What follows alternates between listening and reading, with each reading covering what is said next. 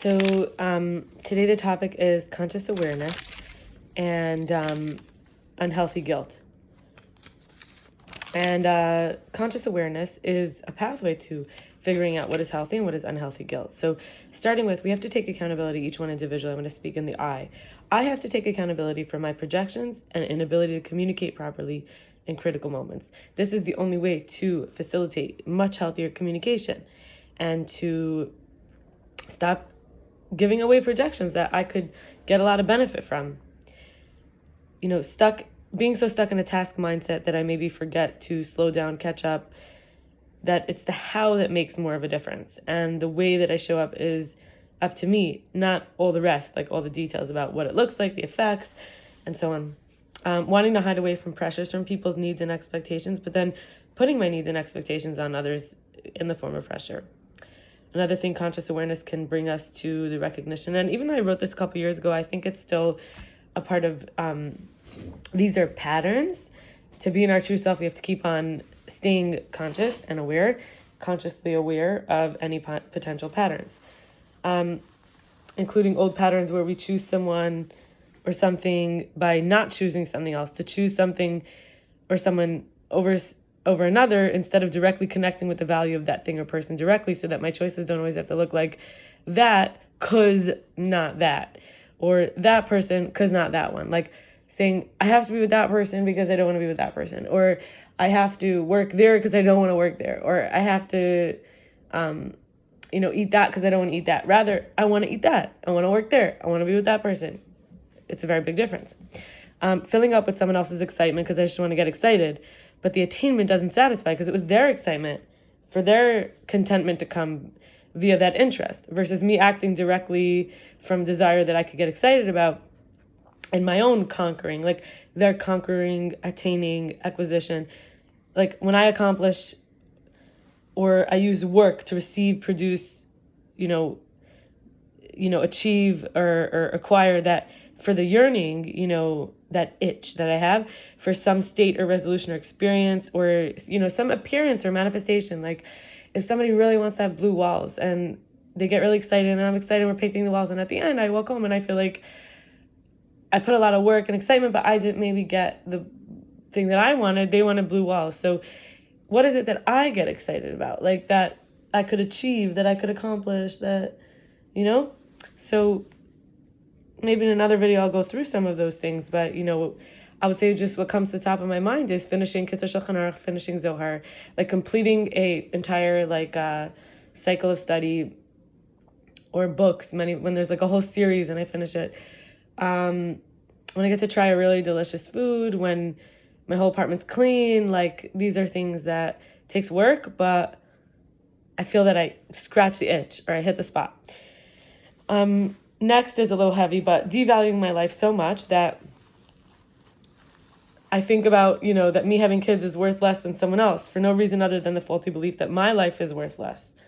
And same with valuing my own elder years, that me getting old is worth less than someone else getting to get old. In other words, that when I think if I would have children, it would not be as amazing as others who are parents, or in a worthy way, or not that any parenthood is not worthy, but my point really that it makes their life worth something more than just for them. It's for their children too. And the same with elder years, like what an elder can share with younger people, feeling like my life is less worthy. So now we have to look at this deeper layer, which is called unhealthy guilt. I'm going to give many examples, but just as a summary, it's when we're not feeling guilty because we did something wrong that could spur us to be better. Rather, it's just feeling guilty.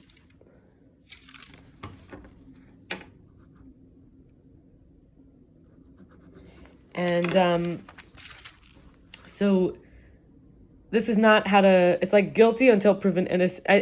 Instead of innocent until proven guilty, it's like living as a guilty person. So changing behavior so I have less pleasure, comfort, or luxury because others don't have those luxuries, pleasures, and comforts. Even though you can see that's a perfect example that me having less because I feel guilty doesn't mean they have more. it's somebody doesn't have it, so it's unhealthy guilt. Or thinking what I said when I wasn't being reasonable or pragmatic is what makes me good for nothing, disposable, a letdown, a failure. So like maybe I said from a place of feeling or from a place of spirituality, and then I feel like, oh, like because I can't see things in a clear, rational, reasonable way, I failed at life, or I'm not good for anything. Like, but that could be that, because emotions and spirituality is much more complicated. So you could see it's not a healthy guilt. And now I maybe I won't explain so much, but I'll start giving more examples. So not figuring myself out, not forgiving myself till someone else forgives me, not being able to help people who are suffering or those I love who are working really hard just to stay on a keeping on moving forward path momentum. I want to clarify that a guilt that I can't help the suffering people, that I can't help them, or that people I love who are working so hard just to stay on or keep on the forward path or momentum, I can't like help them or fix it. Or when I don't feel like I have the right to spend money given to me or on what I want or need, and instead I'll give it sometimes away or punish myself in other ways, never actually serving myself with the money, leaving me with a heaviness that I can't shake. Like over me, like, and then having to ask, but they don't even benefit directly from it as the individual that I am with the needs and wants that I have.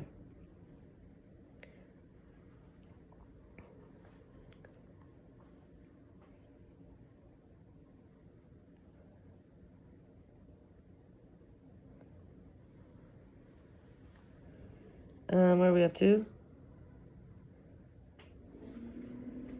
Over-explaining my background or my context and reasons, trying to persuade someone to see it my way so they won't be upset with me or think bad of me, and then won't listen to what I have to say or pay attention to me when I'll come for that to them.